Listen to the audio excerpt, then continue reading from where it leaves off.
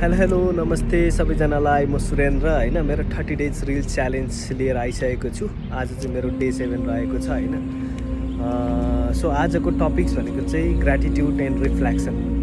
कस्तो राम्रो टपिक्स रहेको छ होइन।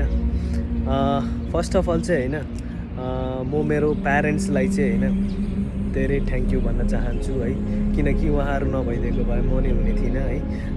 त्यस पछाडि चाहिँ मेरो कोलिग्सहरू भयो होइन, मेरो साथीभाइहरू।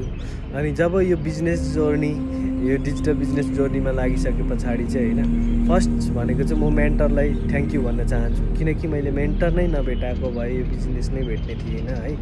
सो भेरी थ्याङ्क यू भन्न चाहन्छु अनु, मेरो मेन्टर है। अनि मैले भुल्नै नहुने हाम्रो कोच सुषमा दी है, साथसाथै विनिङ इगल टिम्स अनि राइजिङ स्टार टिम्स अनि होल टिमलाई चाहिँ म हृदयदेखि नै थ्याङ्क यू भन्न चाहन्छु है। कस्तो पनि सिचुएसनमा तपाईँहरूले हेल्प गरेर चाहिँ अगाडि बढ्न मद्दत गर्नुभएको छ है। कुनै प्रब्लमहरू परेको बेलामा केही नभनिकन तपाईँहरूले साथ दिनुभएको छ। अनि रिफ्लेक्सन त अब पक्कै पनि देखि नै रहनु भएको होला सायद है।